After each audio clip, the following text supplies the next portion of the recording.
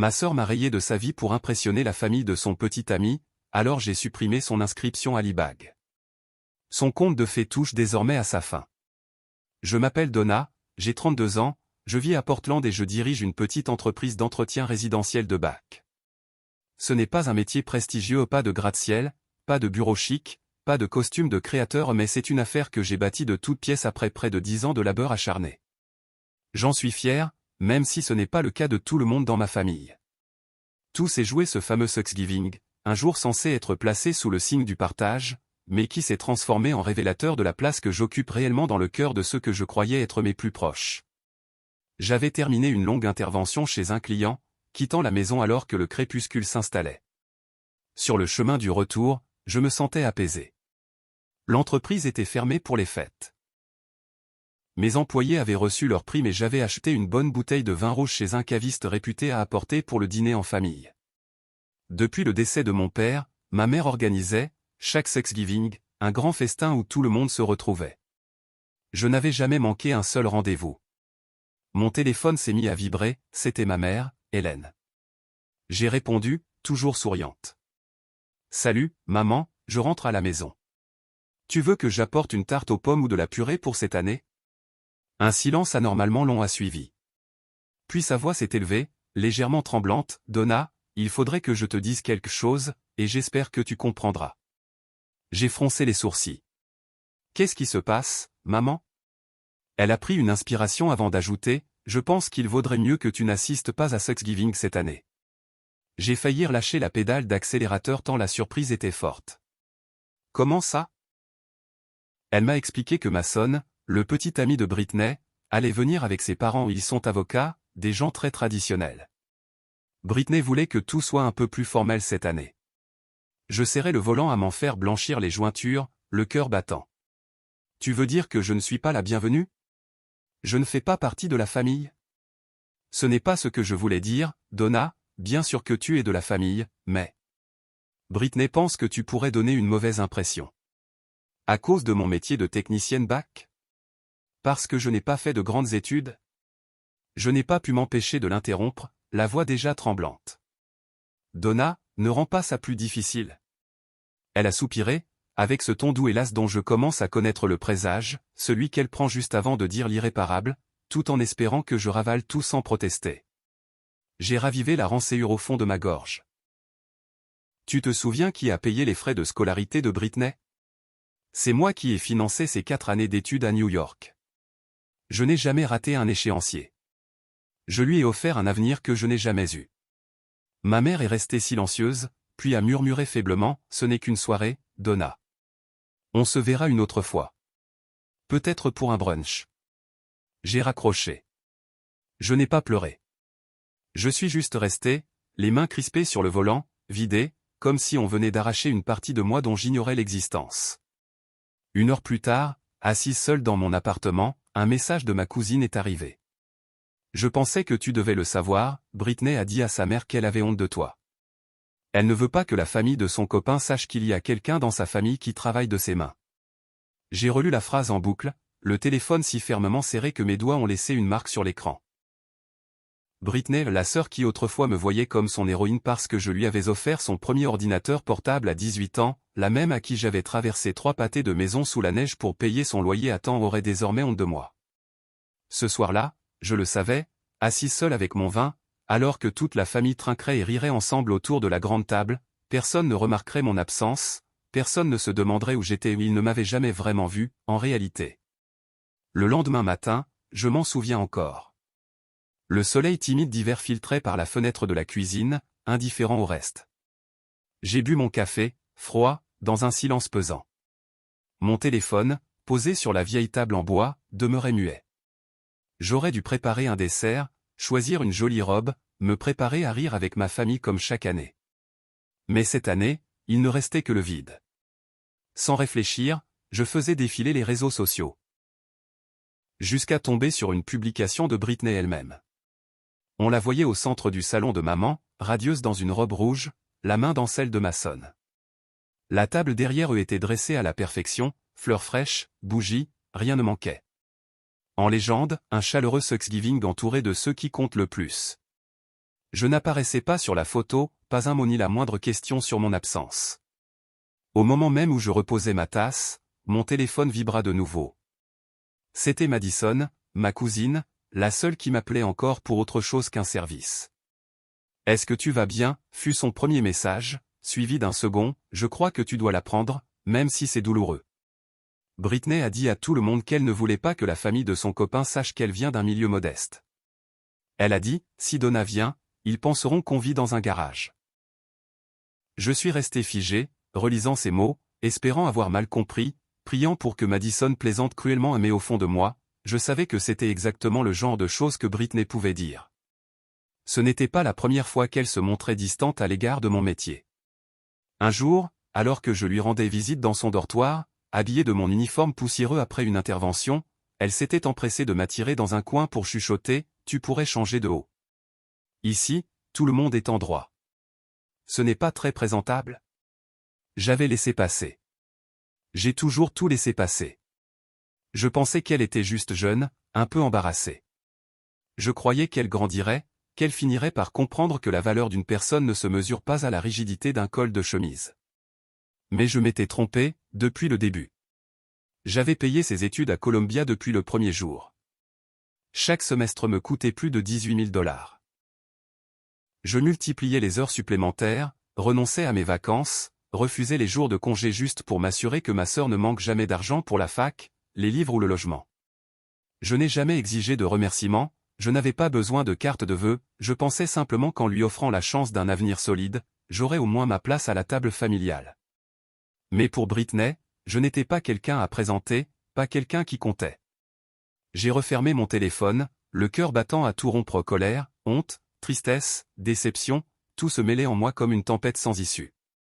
Je suis sorti au dehors, le ciel était plombé et les voitures défilaient sans se soucier de ma douleur. J'ai compris, ce qui fait mal, ce n'est pas d'être absente, mais d'être effacée par celle que j'aimais de tout mon être. Dans ce moment suspendu, j'ai su que je ne pouvais pas continuer ainsi. Je ne pouvais plus être celle qu'on oublie, celle qui s'accroche seule à des liens à sens unique. J'ai regagné mon bureau, je me suis assise et j'ai ouvert le dossier intitulé « Frais de scolarité privée de Britney ». La ligne affichait « Prochain paiement dû dans 14 jours, 18 740 $. J'ai bougé mon curseur pour supprimer mon moyen de paiement enregistré. Un message d'alerte s'est affiché, « Êtes-vous sûr de vouloir supprimer ce mode de paiement ? Cette action est irréversible. » Je n'ai pas hésité. J'ai cliqué sur « Confirmer ». Le léger bruit du clic en refermant mon ordinateur portable a résonné comme le verrou d'une porte qui se ferme à jamais. Le lendemain matin, à 7 heures pile, j'étais déjà installé à mon bureau, une tasse de thé fumant à la main, l'ordinateur ouvert sur la page de connexion de l'Université Columbia. J'y ai entré, comme d'habitude, mon adresse mail et mon mot de passe. Bienvenue à nouveau, Donna C. s'est affiché. La section de paiement montrait clairement le solde dû pour le semestre de printemps, 18 740 $, paiement attendu dans 14 jours. J'avais vu s'afficher cette mention des dizaines de fois. Un soupir, je prenais mon portefeuille et je réglais sans m'interroger. Mais cette fois, mes doigts étaient stables. J'ai cliqué sur le bouton « Supprimer le moyen de paiement ». Petite fenêtre pop-up, êtes-vous vraiment sûr ? Cette opération est définitive. J'ai fixé l'écran un moment, puis j'ai cliqué sur « Confirmer ». Un petit bip a retenti, et c'était fini. À peine 10 minutes plus tard, mon téléphone s'est mis à vibrer. Premier appel, ma mère. Avant que je puisse répondre, un autre appel, Britney. Les deux sont allés directement sur la messagerie. Je savais que ça ne s'arrêterait pas. J'ai mis mon portable en silencieux et je me suis remise au travail. Vers midi, alors que je vérifiais les systèmes back dans les bureaux d'avocats de Kinaris, mon téléphone s'est remis à clignoter. Un rapide coup d'œil, 8 appels manqués, 14 SMS non lus. J'aurais dû les ignorer, mais un message de Britney m'a interpellé, « Qu'est-ce que tu viens de faire ? L'école me dit que les frais ne sont pas payés, ton compte a disparu. Appelle-moi maintenant. » Juste après, un message de maman, « Donna, tu ne peux pas faire ça à ta sœur. Tu sais bien qu'elle n'a personne d'autre que toi. » Je suis resté paralysé dans la salle d'attente du client, le porte-bloc devenu glacé entre mes mains. Un frisson m'a traversé pas à cause de l'air conditionné, mais parce que je réalisais qu'aux yeux de ma mère, je n'étais plus qu'une assurance pour que Britney ne s'effondre pas, rien d'autre. Ni sa fille, ni la femme qui avait travaillé ses mains jusqu'à l'os pendant 10 ans, juste un porte-monnaie ambulant. Ce soir-là, sur le chemin du retour, la 13e sonnerie de ma mère est arrivée. J'ai soupiré et j'ai décroché. Sa voix, immédiatement tendue. « Donna, tu ne peux pas disparaître comme ça. Tu sais dans quel état tu as mis Britney. » J'ai gardé mes mains sur le volant, ma voix posée, je sais. Et je crois qu'elle devait passer par là. Tu ne trouves pas ça cruel, a insisté ma mère, la voix tremblante de colère. Elle en est à sa dernière année d'études. Que se passera-t-il si elle se fait exclure? J'ai laissé échapper un rire court. Maman, Britney est assez grande pour assumer les conséquences de ses choix. C'est une adulte, pas une petite fille. Je n'ai jamais promis que je l'aiderais jusqu'au bout. J'ai marqué une pause. J'ai promis d'aider ma sœur, mais la femme que tu défends aujourd'hui n'est plus celle qui me considère comme de la famille. Je ne suis pas obligé d'accepter l'ingratitude éternellement. Un silence. Puis, comme toujours, elle a adouci son ton, mais enrobée de culpabilité, tu es la seule, dans cette famille, qui puisse l'aider. Tu vas vraiment abandonner ta famille. J'ai serré les dents, les yeux fixés sur la route. La famille, ce n'est pas ceux qui n'appellent que pour demander de l'argent. La famille ne t'exclut pas d'un dîner parce que ton métier ne fait pas assez chic. Je ne suis pas un distributeur automatique sans fin, maman. Un long soupir de sa part, puis sa phrase fétiche, tu as changé. J'ai souri tristement, non, maman. Je commence juste à devenir moi-même. J'ai mis fin à l'appel. Cette nuit-là, allongé dans mon lit face au plafond blanc, j'ai savouré le silence. Plus de téléphone qui sonne, plus de SMS suppliants, plus de culpabilisation. Puis, un bip discret, un nouveau message. Donna, je n'arrive pas à croire que tu puisses me faire ça. J'ai tout perdu. J'espère que ta conscience est tranquille avec ta décision. Je suis resté un long moment à fixer ce message. Je n'ai pas répondu. Si Britney pensait vraiment que j'avais ruiné sa vie d'un simple clic, c'est qu'elle oubliait que c'est elle qui avait commencé à tout détruire bien avant. Je n'ai aucune idée de ce qui s'est passé après ce dernier texto. Pendant les 3 jours suivants, le silence était total. Pas d'appel de maman, aucun message des cousins ou tantes éloignés. Un silence lourd. Il y a un an, j'en aurais pleuré. Aujourd'hui, il avait la saveur amère d'un soulagement. Plus d'attente, plus de culpabilité, plus à faire semblant d'être la sœur sacrificielle. J'étais en train de classer des dossiers techniques au bureau quand Madison m'a appelé. « Tu as appris la nouvelle ?» Sa voix était basse, inquiète. « Appris quoi ?» Même si j'avais deviné. Britney s'est pointée chez Jordan ce matin. J'ai haussé les sourcils. Jordan, son petit ami. Non, corrigea Madison, son ex-petit ami. Elle baissa la voix. Mason a rompu avec elle. Il a quitté l'appartement ce matin. Apparemment, quelqu'un a vu Britney pleurer près de l'immeuble pendant presque 1 heure. Je suis restée muette pour la première fois depuis des semaines, véritablement surprise. Tu sais pourquoi? Madison a repris, Mason a appris que Britney lui avait menti sur qui payait ses études. Il pensait que ses propres parents assuraient tous les frais de Columbia. Mais il a découvert que c'est toi, sa sœur, qui a tout supporté. Il a été scié. Un frisson m'a traversé au nom de satisfaction, ni de revanche, mais parce que je comprenais tout à coup, Britney ne s'était pas seulement efforcée de m'effacer de sa vie, elle m'avait carrément remplacé, inventé une autre histoire, juste pour se fondre dans un univers qu'elle croyait mieux mériter. Depuis combien de temps lui a-t-elle menti? Ai-je demandé. Presque 2 ans, répondit Madison.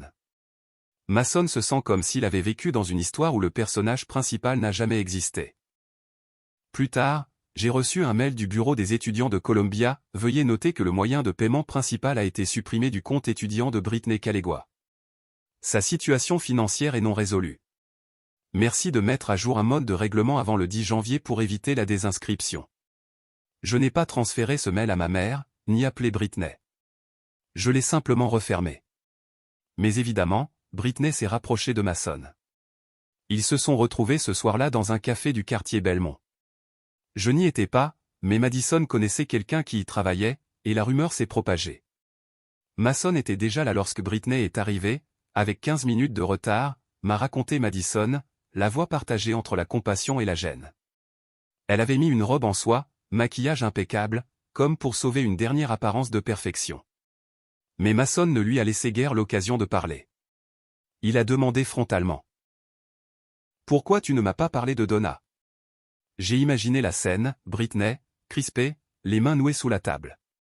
Elle lui expliqua qu'elle avait honte, qu'elle ne voulait pas qu'il pense qu'elle profitait de la situation, que les questions familiales étaient compliquées et qu'elle voulait garder une belle image face aux parents de Mason. Cela ne m'a pas étonné. C'était typique de Britney, tourner autour du pot, glisser la faute ailleurs, tout en donnant l'impression d'être irréprochable. Mais Mason n'a pas été dupe. Madison poursuivit, il lui a dit, « Si tu es assez adulte pour te construire un avenir, tu dois aussi être assez adulte pour remercier vraiment ceux qui ont aidé. » Je suis resté sans voix, le cœur serré.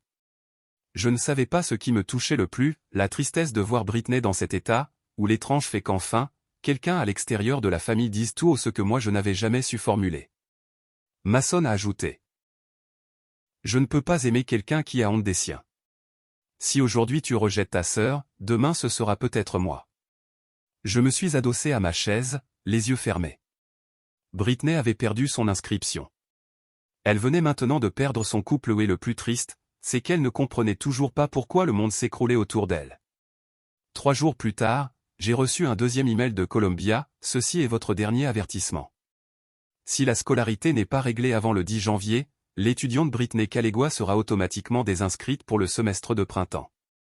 Veuillez régulariser immédiatement afin d'éviter toute interruption de la progression académique. J'ai relu la phrase 3 fois, sans aucune émotion. Plus de compassion, plus d'années offertes en vain, tout ce que Britney avait fait, c'est cacher mon existence derrière des rideaux de soie. Ce soir-là, Britney a essayé de m'appeler 6 fois d'affilée. Je n'ai pas décroché. Je lisais ses messages sans jamais y répondre, je sais que j'ai tout gâché. J'avais peur d'être jugé. Tu ne peux pas me faire ça, je vais tout perdre. Tu ne m'aimes donc plus? Toutes ces années ne comptaient-elles pas pour toi? Si je suis expulsé, mon avenir est fini. J'ai laissé mon téléphone de côté après sa 10e tentative. Je l'ai finalement bloqué. 2 jours plus tard, elle a utilisé un autre numéro pour me joindre. J'ai bloqué celui-ci aussi. Alors, ces messages ont basculé sur mes emails, puis sur Instagram. Même LinkedIn, si tu ne me réponds pas, je viendrai te trouver. Et, bien sûr, Britney a fini par faire l'impensable. Le lundi matin, en pleine réunion avec mon équipe technique au sujet d'un nouveau contrat bac pour une chaîne d'hôtels sur la côte, la porte vitrée de nos locaux a claqué si fort que l'alarme de sécurité s'est déclenchée. J'ai levé les yeux. Britney venait d'entrer, les cheveux en désordre, le mascara coulant sur ses joues, les talons souillés de boue. « Je dois parler à ma sœur. » a-t-elle crié, glaçant tout le service. Je me suis levé, le regard glacial, « Ici, c'est un lieu de travail, Britney. Tu ne peux pas venir faire une scène. Tu es en train de gâcher ma vie. » S'égosilla Britney, la voix déformée par le désespoir. Tu ne peux pas simplement me rayer de ta vie comme si de rien n'était. Avant même que je puisse répondre, la sécurité s'est approchée, le ton ferme, « Madame, veuillez quitter les lieux immédiatement. » Ne me touchez pas, lança Britney, furieuse, les yeux fous. Je suis la sœur de la femme qui dirige cet endroit. J'ai avancé d'un pas, calme et déterminé, tu es la sœur de la personne qui dirige cette entreprise, mais tu ne la diriges pas. Tu n'as pas le droit d'interrompre mon travail simplement parce que tu refuses de faire face aux conséquences de tes choix. Tu m'abandonnes, c'est ça, hurla-t-elle une dernière fois, mais personne ne bougea. Aucune compassion, aucun regard approbateur, juste un silence glacial et le bruit de ses pas lourds lorsqu'on la raccompagna dehors. Cet après-midi-là, mon téléphone vibra de nouveau. Un instant, j'hésitais, puis j'ai décroché. « Donna, qu'est-ce qui s'est passé ce matin ?» demanda ma mère, la voix inquiète. Britney m'a appelé, elle m'a dit qu'on l'avait expulsée de ton bureau. Elle est humiliée. Je n'ai rien dit, me contentant de boire un verre d'eau. Tu sais ce que cela signifierait si elle était renvoyée de l'université, continua-t-elle, la voix brisée. J'ai répondu fermement, je crois qu'il est temps qu'elle assume ses responsabilités. On ne tourne pas le dos à sa famille, Donna. Je posai doucement mon verre, ma voix assurée, j'étais sa sœur, mais pour elle, je n'ai jamais été qu'un porte-monnaie. Dès que j'ai cessé de payer, je n'ai plus fait partie de la famille. Donna, je t'en supplie. Je l'ai interrompu, je n'ai pas travaillé 10 ans pour être traité comme une honte. Respire un bon coup, appelle la banque, ou apprends, toi aussi, à dire non. Et j'ai raccroché. Dès le lendemain, la tante Carole appela. Puis l'oncle Jeff, puis même une amie de lycée perdue de vue depuis une décennie m'a envoyé un message. Donna, c'est vrai que ta sœur risque d'être renvoyée de l'université? Beaucoup trouvent que tu es allé trop loin. Je n'ai pas répondu. Je n'en avais pas besoin, parce que pour la première fois de ma vie, j'étais sûr d'une chose, je n'étais plus une tirelire ambulante. J'avais compris que l'amour ne peut exister là où il n'y a que de l'exploitation. Les semaines suivant l'incident au bureau, je m'attendais à être entraîné dans une guerre familiale sans fin. Elle arriva comme prévu, appels nocturnes, messages incessants, toujours enveloppés du même refrain, lien du sang, lien du sang. Tu es devenue froide. Elle reste ta sœur. Donna, tu as changé, tu ne te soucies plus de la famille. Des mots qui, autrefois, auraient brisé mon cœur. Mais désormais, je laissais le téléphone sur le bureau, sereine. Je regardais les pins se balancer dans le vent hivernal et je savourais ce calme. Je n'avais plus à me justifier, plus besoin de m'excuser. Un matin de décembre, tandis que j'étudiais les plans d'aération pour un centre commercial, Madison m'a écrit. Je viens de croiser ta mère à l'épicerie. Britney a abandonné et est rentrée vivre chez elle. Honnêtement, elles avaient toutes les deux mauvaise mine. J'ai arrêté d'écrire. Elle dit toujours que c'est de ta faute. Cela ne m'a pas étonné, ma mère a toujours su transférer la faute sur quelqu'un d'autre, particulièrement sur moi. Que Britney échoue parce qu'elle refuse d'affronter la réalité, cela importait peu, ce qui comptait, c'est que j'avais eu l'audace de partir. Pourtant, au lieu de ressentir de la tristesse, j'ai ressenti du soulagement. Tandis qu'elle s'enfermait dans la boucle des reproches, je tournais enfin la page, avec l'argent auparavant consacré à la scolarité de Britney, j'ai investi dans mon entreprise. J'ai embauché 2 techniciens certifiés, acquis du nouveau matériel de détection de monoxyde de carbone, et même repensé le bureau dans des tons neutres modernes. J'ai aussi accepté un contrat de maintenance à 6 chiffres sur 3 ans avec une chaîne de café du Pearl District. Je travaille désormais sans peur du lendemain, simplement parce que j'aime ce que je fais. Personne ne me fait sentir moindre parce que je ne porte pas un badge d'entreprise, personne ne me demande quand je passerai à un vrai emploi, personne ne soupire quand j'explique que je dirige ma propre équipe technique. Et surtout, plus personne ne me fait sentir invisible.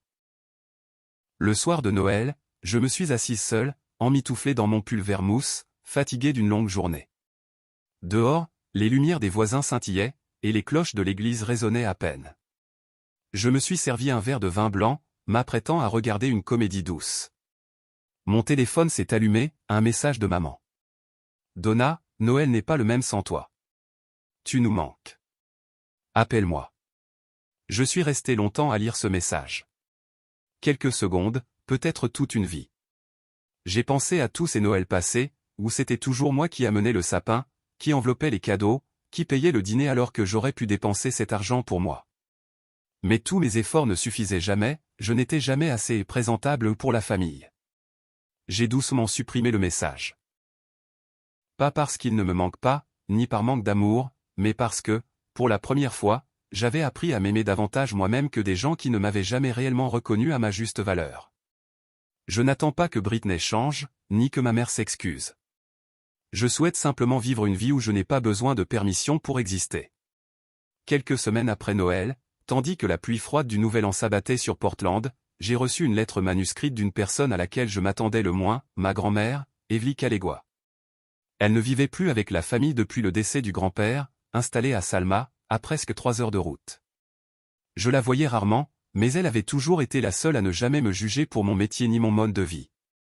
Tout ce qu'elle m'avait jamais demandé, c'était de venir avec mon sourire et ses mains calleuses qui avaient tout construit. La lettre, soignée, penchée, fidèle à la douceur de sa voix. Ma chère Donna, je ne sais pas tout ce qui s'est passé récemment dans la famille, mais je sais ceci, lorsqu'une femme comme toi trouve le courage de poser ses limites, cela en dérange beaucoup. Ne laisse pas cela t'arrêter. Qui, parmi eux, s'est sacrifié comme tu l'as fait? Je suis fier de toi, non à cause de l'argent ou des contrats, mais parce que tu as appris à protéger ton cœur. J'ai relu cette lettre 3 fois. Au milieu du tourbillon de reproches, elle a été la seule à réellement me voir, sans besoin d'explication. J'ai compris alors que c'est peut-être elle qui m'a appris la première que se choisir soi-même n'est pas une trahison. J'ai longtemps cru que la famille était indestructible, que si je donnais assez, on finirait par m'aimer, m'accepter, être fier de moi. Mais j'avais tort, personne n'est obligé de t'aimer, surtout si tout ce qu'on t'a appris, c'est apprendre. Tu n'as pas à te sacrifier juste parce que tu portes le même nom de famille. J'ai trop longtemps vécu comme si ma valeur dépendait de ce que je pouvais offrir, une mensualité, un cadeau coûteux, des jours de congé sacrifiés pour travailler davantage. Je pensais que c'était ça, l'amour. Mais le vrai amour ne t'oblige jamais à cacher qui tu es. Il ne te fait pas honte du métier qui te nourrit. Il ne t'éteint pas pour laisser briller quelqu'un d'autre. Si l'on attend cela de toi, ce n'est pas de l'amour, c'est du contrôle déguisé en famille. Je ne ressens plus de culpabilité à garder le silence. Quand maman m'écrit, je ne me sens plus divisé quand d'autres me traitent de têtue ou de froide. Je ne rêve plus de voir Britney débarquer en larmes pour me demander pardon. Je n'ai plus besoin de ça. J'ai appris à me tenir droite, à tenir bon dans la tempête et à affirmer, je ne suis pas né pour être la toile de fond dans l'histoire de quelqu'un d'autre. NN. Si tu vis la même chose que moi ou que tu donnes sans retour, et que tout ce que tu récoltes c'est le silence, le jugement ou l'indifférence, retiens ceci, poser des limites n'est pas de l'égoïsme, c'est un acte de courage. Choisir la dignité plutôt que la toxicité ne fait pas de toi une mauvaise personne. Cela montre juste que tu as grandi, que tu connais enfin ta valeur. Je ne sais pas si Britney apprendra un jour cette leçon, ni si ma mère cessera de fuir la responsabilité. Mais je sais une chose, plus jamais je ne redeviendrai celle d'avant. Celle qui réglait tout discrètement, mais qui n'avait jamais sa place à la table. Celle qui faisait tout bien, mais demeurait une honte pour les siens. Aujourd'hui, je me choisis. Pas par vengeance, mais pour écrire enfin ma propre histoire. C'est une leçon puissante, la famille ne peut survivre sans respect ni reconnaissance. Dans un monde où trop de gens jugent sur les apparences, Donna a trouvé la force de s'affirmer, de se placer en priorité non par rancune, mais par amour pour elle-même. Elle nous montre que l'amour véritable ne demande jamais un sacrifice aveugle. Dire « stop » à l'exploitation, c'est le premier pas vers une vie digne, libre et épanouie. Vous, qu'en pensez-vous? Donna a-t-elle eu raison de poser ses limites et de penser à elle d'abord? Partagez vos impressions en commentaire et suivez la chaîne pour plus d'histoires vraies, sincères et inspirantes.